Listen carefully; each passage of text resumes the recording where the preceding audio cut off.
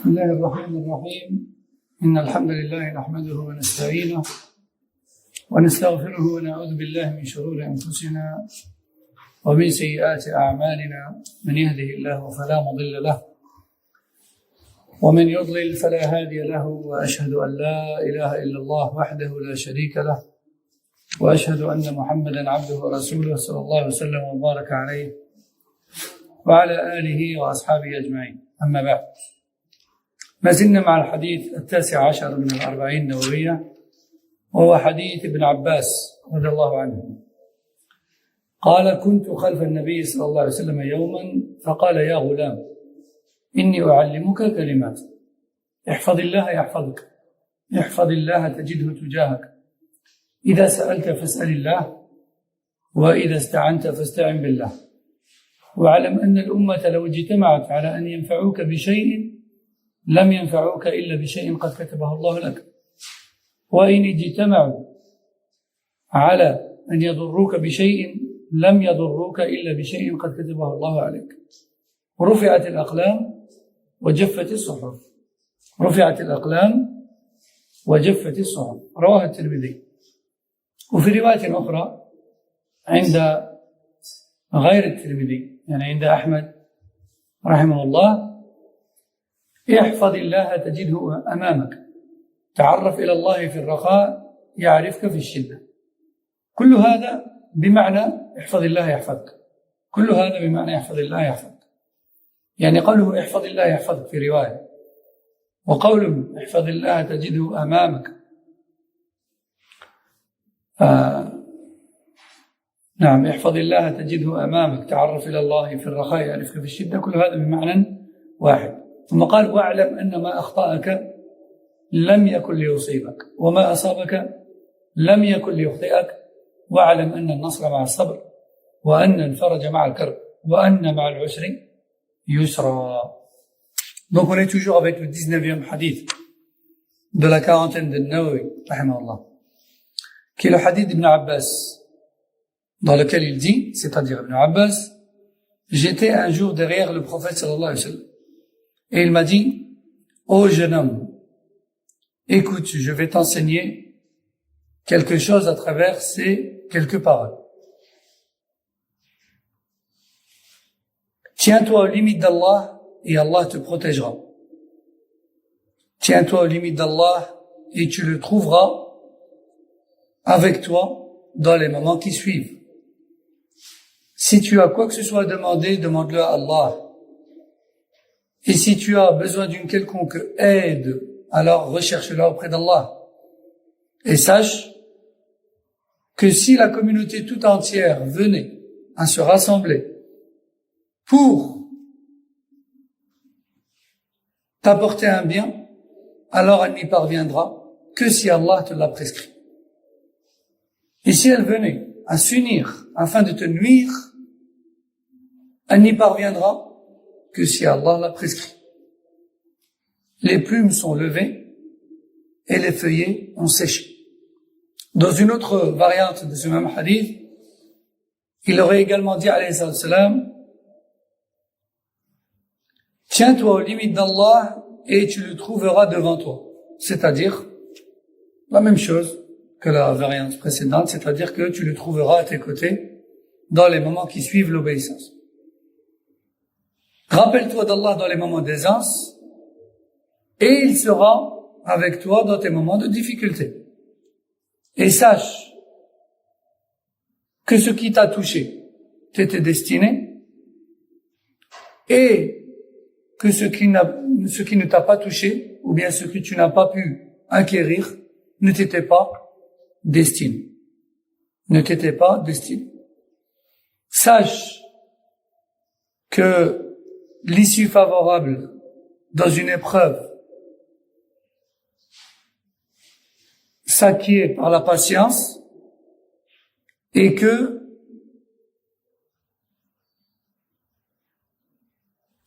sache que la facilité vient avec la patience et que l'issue favorable survient, que l'issue favorable accompagne la détresse, et que l'issue favorable accompagne la détresse. Ça a l'air de se ressembler comme phrase, mais on va voir qu'il y a une légère différence et qu'il y a une importance dans le sens des termes, Inch'Allah. طيب. Donc on avait déjà, كنا قد أخذنا الجمل الأربعة الأولى. Donc on avait déjà vu les 4 premières phrases de ce hadith. À savoir, tiens-toi aux limites d'Allah et Allah te protégera. Numéro 2, tiens-toi aux limites d'Allah et tu le trouveras devant toi. 3e phrase, si tu as quoi que ce soit à demander, demande-le à Allah. 4e phrase, si tu as besoin d'une quelque aide, alors recherche-la auprès d'Allah. الجملة الخامسة واعلم أن الأمة لو اجتمعت على أن ينفعوك بشيء لم ينفعوك إلا بشيء قد كتبه الله لك. يعني الأمة كلها من أولها إلى آخرها لو اجتمعت على أن ينفعوك بشيء لن ينفعوك إلا بشيء قد كتبه الله لك. وعلى هذا فإن نفع الخلق الذي يأتي للإنسان فهو من الله في الحقيقة لأنه هو الذي كتبه له. وهذا حث لنا على أن نعتمد على الله عز وجل ونعلم أن الأمة لا يجلبون خيرا إلا بإذن الله عز وجل. La 5e phrase de ce hadith, soyez attentifs, il dit alayhi salatu wassalam, si la communauté tout entière venait à se rassembler afin de t'apporter un bien, elle n'y parviendrait que si Allah te l'avait prédestiné et prescrit. Que si Allah te l'avait prédestiné et prescrit. Dit autrement, même les gens autour de toi qui te rendent service ou qui veulent te rendre service, ils n'y parviennent que si Allah leur permet et que si Allah leur avait prescrit de t'aider et prédestiné de t'aider. Donc finalement, les facilités et les services desquels tu profites dans la vie de tous les jours te viennent en réalité de qui? D'Allah Azza wa Jalla.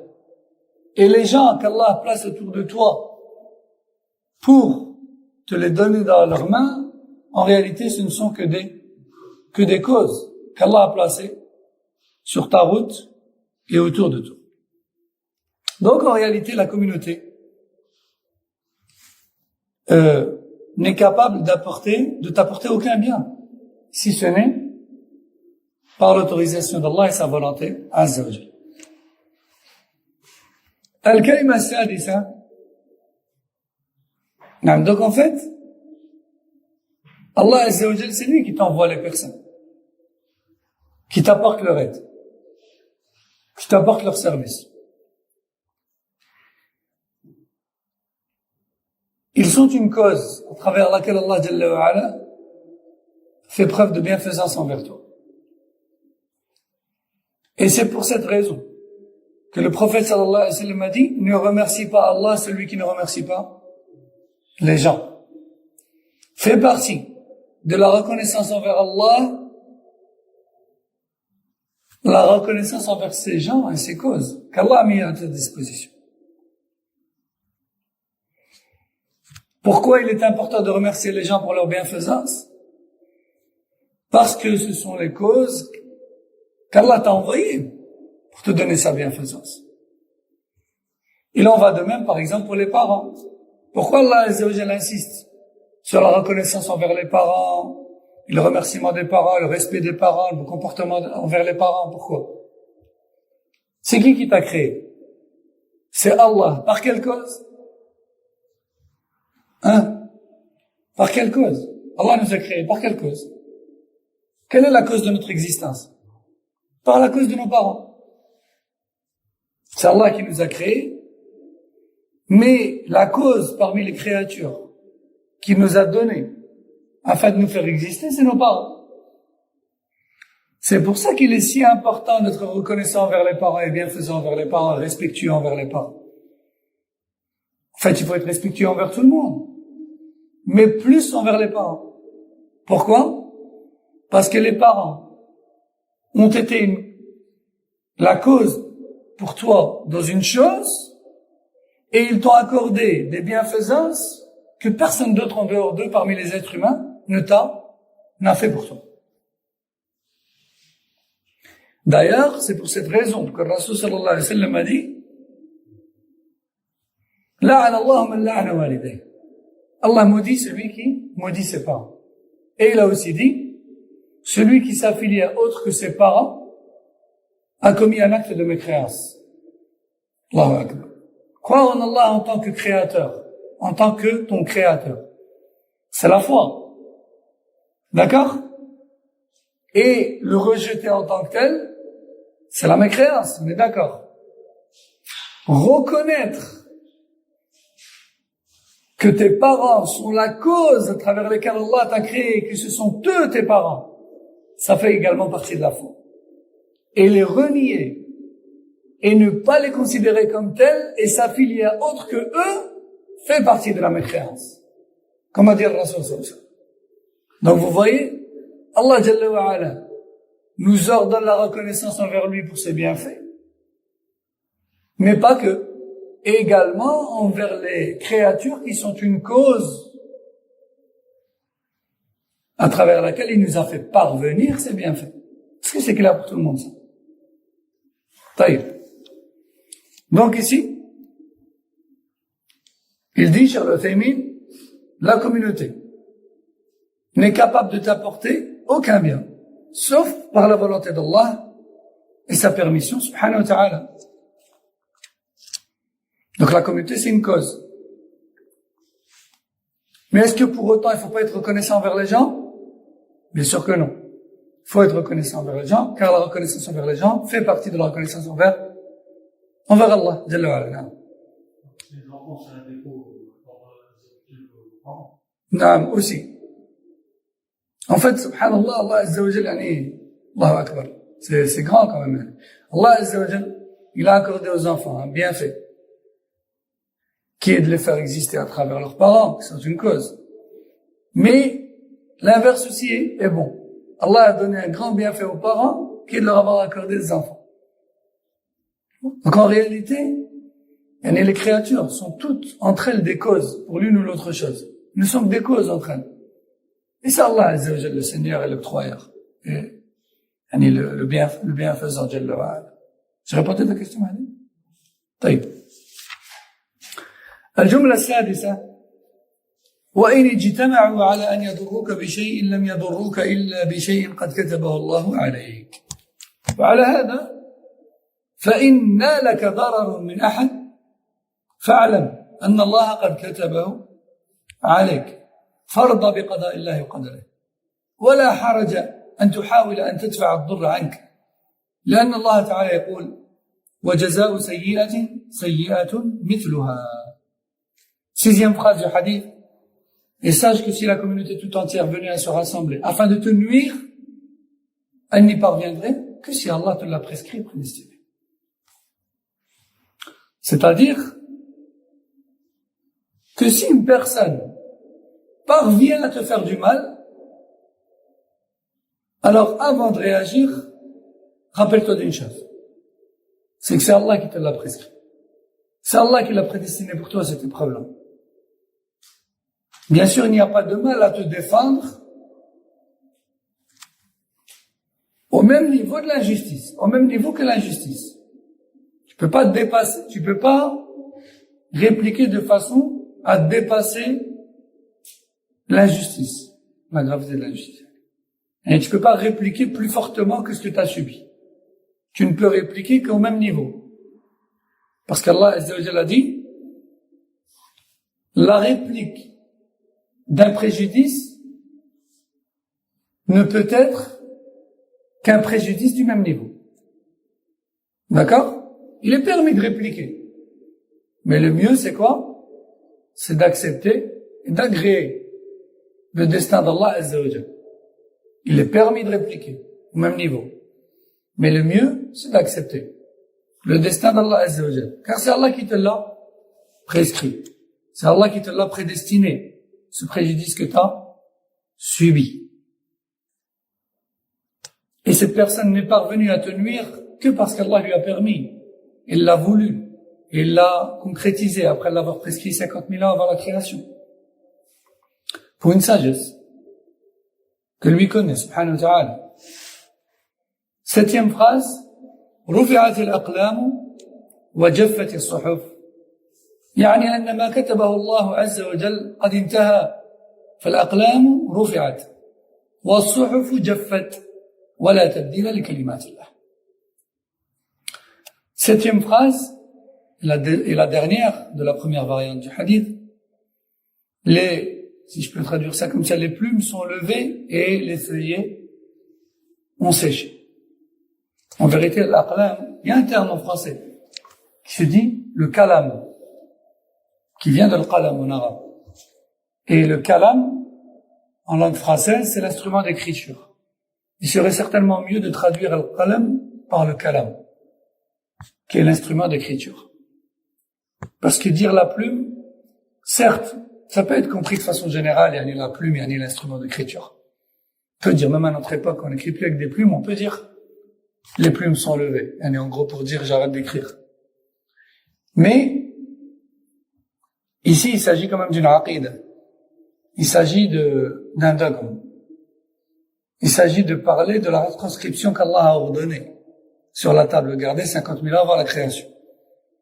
Donc, c'est important, Allahu a'lam, d'être précis sur les termes. On ne peut pas dire que c'était une plume. Allahu a'lam. Dans les textes, il est question de qalam. Alors disons le kalam, instrument d'écriture. À quoi il ressemblait? C'était quoi exactement? Allahu a'lam. D'accord? Donc, le kalam, ou plutôt les kalams, sont levés et les pages ont séché. C'est-à-dire qu'Allah Jalla wa Ala a prescrit ou a fait retranscrire le destin, et cette retranscription est terminée depuis bien longtemps. Et nul ne peut apporter quelques modifications à la décision d'Allah Azza wa Jalla. قوله رواه الترمذي وقال حديث حسن صحيح وفي رواية غير الترمذي احفظ الله تجده أمامك. وهذا معنى احفظ الله تجده تجاهك. تعرف إلى الله في الرخاء يعرفك في الشدة. يعني قم بحق الله في حال الرخاء وفي حال الصحة والغنى يعرفك في الشدة. فإذا زالت عنك الصحة والغنى واشتدت حاجتك عرفك بما سبق لك من الخير الذي تعرفت به إلى الله عز وجل.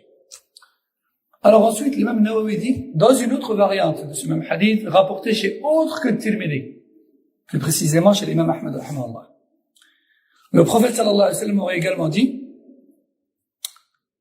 respecte les limites d'Allah et tu le trouveras dans ta direction, c'est-à-dire tu le trouveras dans les moments qui suivent cette obéissance. Rappelle-toi d'Allah dans les moments d'aisance et il sera à tes côtés dans les moments de difficulté.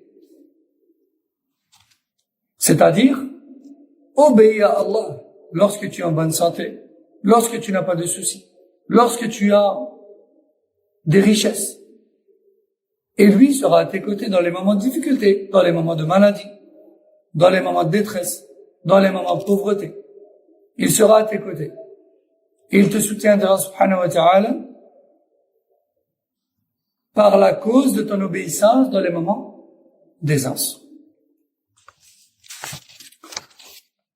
ثم قال عليه الصلاة والسلام في هذه الرواية واعلم أن ما أخطأك لم يكن ليصيبك وما أصابك لم يكن ليخطئك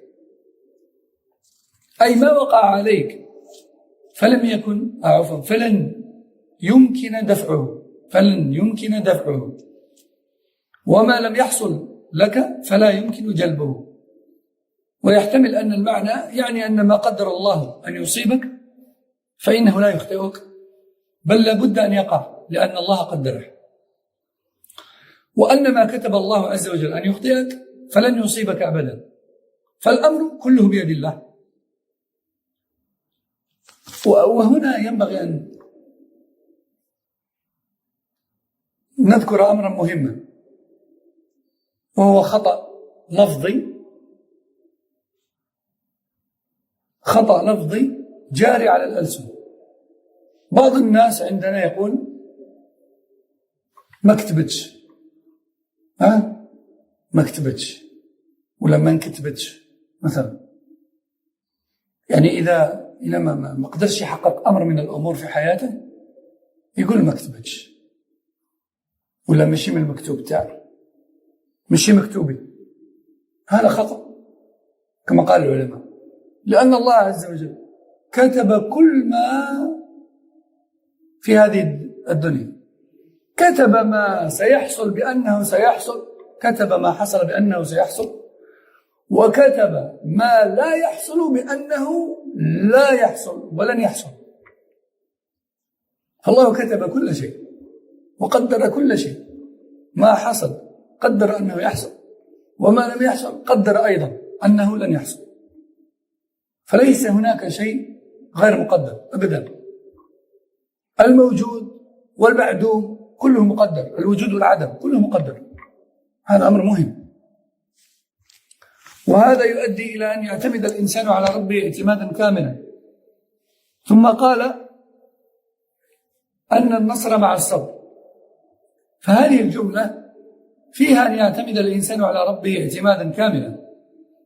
ثم قال أن النصر مع الصبر، فهذه الجملة فيها الحث على الصبر، لأنه إذا كان النصر مع الصبر فإن الإنسان يصبر من أجل أن ينال النصر، والنصر هنا يشمل الصبر على طاعة الله وعن معصية الله وعلى أقدار الله المؤلمة. لأن العدو يصيب الإنسان من كل جهة، فقد يشعر الإنسان أنه لن يطيق عدوه فيتحسر ويدع الجهاد، وقد يشرع في الجهاد ولكن إذا أصابه الأذى استحسر وتوقف، وقد يستمر ولكنه يصيبه الألم من عدوه، فهذا أيضا يجب أن يصبر. قال تعالى إن يمسسكم قرح، يعني هذا في أحد، إن يمسسكم قرح فقد مس القوم قرح مثله، يعني في بدر. وقال تعالى ولا تهنوا في ابتغاء القوم، يعني لا تضعفوا في طلبهم وقتالهم. ولا تهنوا في ابتغاء القوم إن تكونوا تألمون فإنهم يألمون كما تألمون وترجون من الله ما لا يرجون وكان الله عليما حكيما. فإذا صبر الإنسان وصابر ورابط فإن الله سبحانه وتعالى ينصره. Donc l'avant-dernière phrase de cette riwaya, le prophète sallallahu alayhi wa sallam dit: sache que ce que tu as évité ne t'était pas destiné, et que ce que tu as subi ou obtenu t'était destiné. Dit autrement, ce que tu as eu, c'était le destin, tu ne pouvais pas l'éviter. Et ce que tu n'as pas eu, c'était aussi le destin, il ne pouvait pas t'atteindre. Et s'il y a une erreur fréquente, prononcée par beaucoup de gens dans la vie de tous les jours, une erreur fréquente à corriger, une erreur verbale. Parfois, il y a des gens, lorsqu'ils n'arrivent pas à concrétiser quelque chose, ils disent: c'est pas mon destin, ça m'a pas été, c'est pas écrit, ça m'a pas été prédestiné, ça n'a pas été écrit pour moi, c'est pas mon maktoub, comme ils disent. Et ça, c'est une erreur. Parce qu'Allah Azza wa Jal a tout fait retranscrire. Ce qui arrivera et ce qui n'arrivera pas. Ce qui arrivera, il l'a fait retranscrire comme quoi il arrivera. Et ce qui n'arrivera pas, il l'a fait retranscrire comme quoi il n'arrivera pas. Donc il n'y a rien qui se produit ou non dans cette dunya sans que la table gardée ne le contienne. Tout est prescrit. Tout est retranscrit. Ce qui t'arrive, il est retranscrit comme quoi il allait t'arriver. Et ce qui ne t'arrive pas, il était retranscrit comme quoi il ne t'arrivera pas. C'est pour ça que le ulama parmi eux à notre époque, Cheikh Ali Felkous, précise qu'il est une erreur de dire maktubitch. Ça n'a pas été écrit. C'est pas mon maktoub. Ça, c'est une erreur. Tout est écrit. Ce qui arrive, ce qui n'arrive pas.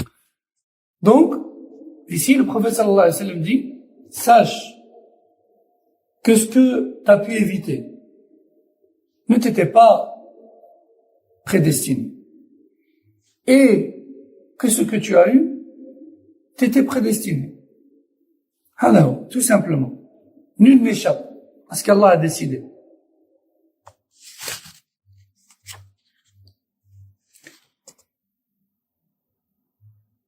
Ensuite, le prophète sallallahu alayhi wa sallam a dit, sache que la victoire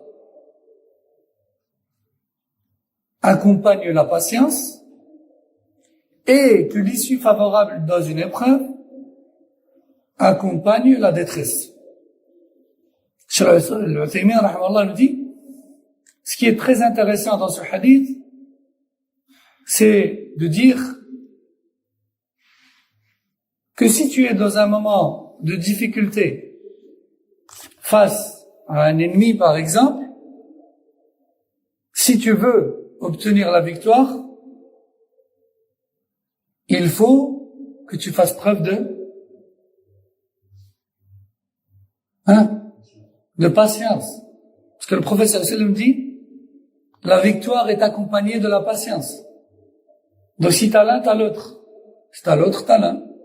La patience, elle va, la victoire va avec la patience. Donc Cheikh Al-Uthaymin dit, si tu es confronté à un conflit avec un ennemi, par exemple, alors, il faut que tu patientes.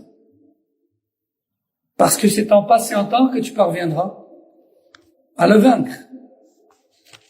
Allah Azza wa Jal dit dans le Coran, concernant le prophète sallallahu alayhi wa sallam et les sahaba, qui sont, ou qui ont, en effet, le premier État musulman, et le prophète sallallahu alayhi wa sallam qui était le premier gouverneur de cette communauté, et ses compagnons qui étaient la première armée officielle musulmane, Allah Azza wa Jal leur dit, lors de la bataille de Uhud, il dit, si la peine et la difficulté vous touchent dans cette bataille qui est celle de Uhud, eh bien sachez qu'une difficulté et une grande peine les a touchés également lors de la bataille de Badr, juste avant.